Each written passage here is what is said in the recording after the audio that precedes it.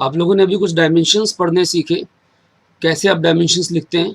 आगे फर्दर कुछ और डायमेंशंस हमें लर्न करने हैं और फिर इनके ऊपर बेस्ड क्वेश्चन सॉल्व करने हैं। तो आप जरा फोकस करिए अपने नोट्स पे। क्लियर? जैसे आपको दिया हुआ है पोटेंशियल एनर्जी, फॉर्मूला बताइए क्या होता है पोटेंशियल एनर्जी का? M g h. M is what? Mass. G is what? Gravitational acceleration. याद है डायमेंशन? कितने होते हैं स्मॉल जी के dimensions? L T minus two. और एच इज हाइट यानी लेंथ।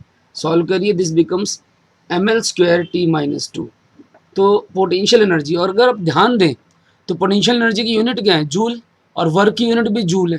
तो जिनकी भी यूनिट जूल है सबका डायमेंशन सेम आने वाला है, और वो क्या है? M L two T minus two. Kinetic energy obviously this is also joule, तो इसका भी सेम आएगा। चेक करके देखते हैं हम। Kinetic energy is half M V square. तो हाफ इज ए नंबर, उसको छोड़ दीजिए। M is mass M, velocity is L T minus one, और स्क्वायर पावर टू। सॉल्व करिए, M L square T minus two. ये आ गया kinetic energy का डायमेंशन। ऐसी मोमेंटम क्या होता है बताइए? Momentum is mass into velocity. तो mass is M, velocity is L T minus one. तो क्या बन गया? M L T minus one. Clear है? Potential energy, kinetic energy, momentum. Next we are talking about impulse. Impulse होता है force into time. Force into time. अब force का dimension बताइए क्या होता था? M L T minus two force, और टाइम क्या है? टी। मल्टीप्लाई करिए, कितना बन गया? M L T minus one. देखिए T minus two into T क्या बन गया? T minus one. ऐसे स्प्रिंग कांस्टेंट, अगर कहीं भी टर्म आती है स्प्रिंग कांस्टेंट या फिर फोर्स कांस्टेंट भी बोलते हैं हम इसको, तो इसकी वैल्यू होती है फोर्स अपॉन लेंथ। तो फोर्स है M L T minus two, और लेंथ से डिवाइड करिए, क्या आएगा? M T minus two. Length cancel हो जाएगा, M T minus two. Clear है? इनको लर्न करना है आपने। Next, angular displacement theta. आपको शायद ध्यान होगा, आप लोग पढ़ते थे छोटी क्लासेस में, सर्कल में थीटा की वैल्यू क्या होती थी? Length of arc upon radius. Theta is what? Length of arc upon radius. तो length of arc is L, radius is also L. L L goes out, it becomes one. One, इसको हम लिखते हैं M L T, तीनों की power zero. One को क्या लिखते हैं? M zero, L zero, T zero. और ऐसी क्वांटिटी को हम बोलते हैं डायमेंशनलेस। क्या बोलते हैं? Dimensionless. Is it clear?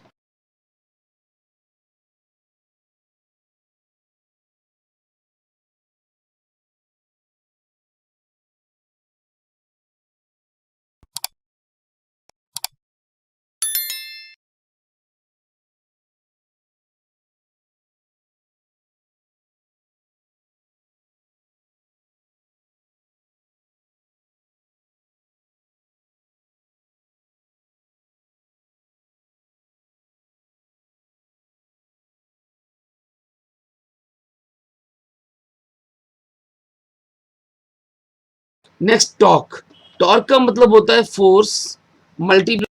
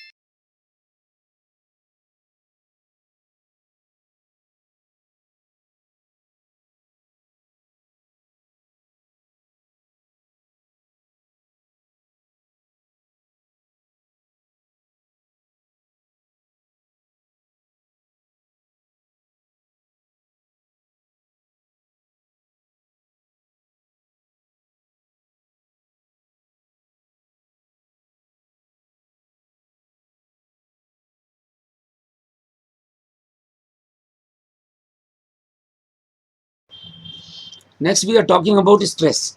Stress का मतलब होता है restoring force upon area. Restoring force, this is a force, type of force MLT minus 2 and divided by area. Area से जब डिवाइड करेंगे तो L स्क्वायर से डिवाइड होती है, प्रेशर के डायमेंशन बन जाएंगे। सॉल्व करके देखिए, this will become same as ML minus 1 T minus 2, that is same as for pressure. तो स्ट्रेस के डायमेंशंस क्या हो गए? ML minus 1 T minus 2। Is it clear? Next time talking about strain. Strain का मतलब होता है, याद रखिएगा, चेंज इन लेंथ। डेल्टा मतलब चेंज। डेल्टा सिंबल मैं किसके लिए यूज कर रहा हूँ? चेंज के लिए। Change in length upon original length. तो delta L by L, L by L cut गया 1, तो कैसे लिखते हैं बताइए? M0 L0 T0, और ऐसी क्वांटिटी को क्या बोलते हैं हम? Dimensionless. क्या बोलते हैं? Dimensionless. Next is modulus of elasticity, stress by strain.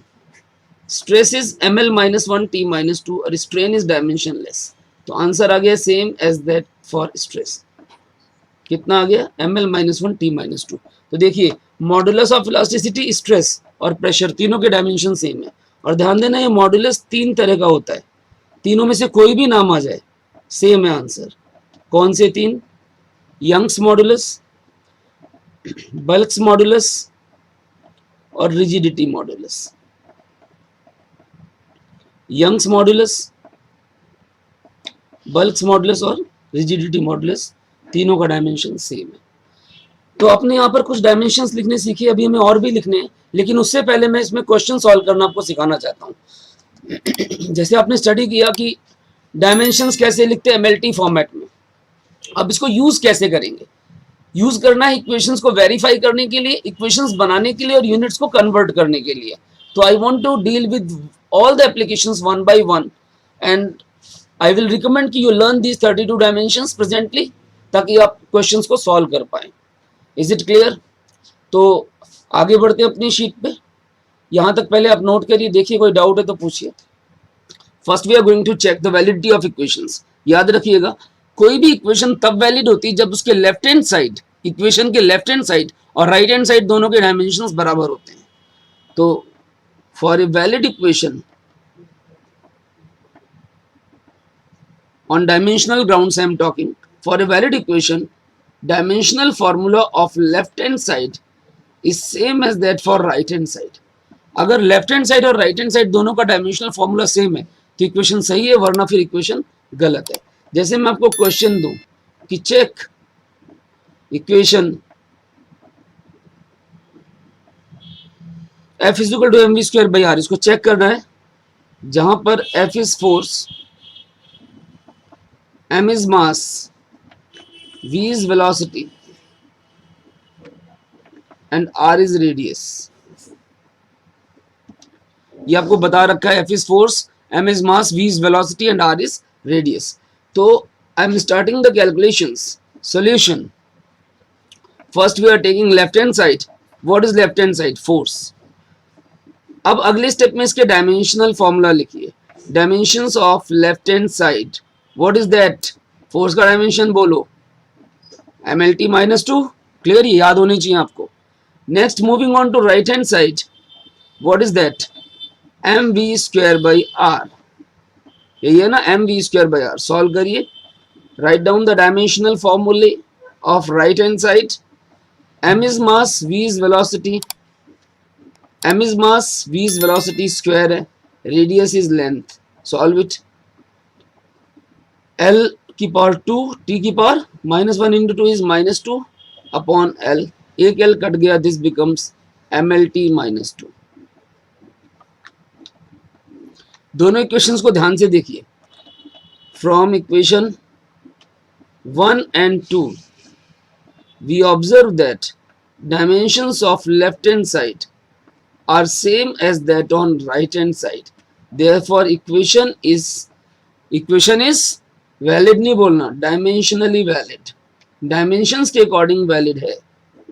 कोई और गलती हो तो हम उसके लिए रिस्पॉन्सिबल नहीं है। कोई और गलती हो, जैसे कोई कॉन्स्टेंट्स प्रेजेंट हो इक्वेशन में जो गलत हो, पाई, ट्रिग्नोमेट्रिक फंक्शंस, इन सबको डायमेंशंस चेक नहीं कर पाता। तो ध्यान से देखिए इसको, इस क्वेश्चन को नोट करिए फास्ट।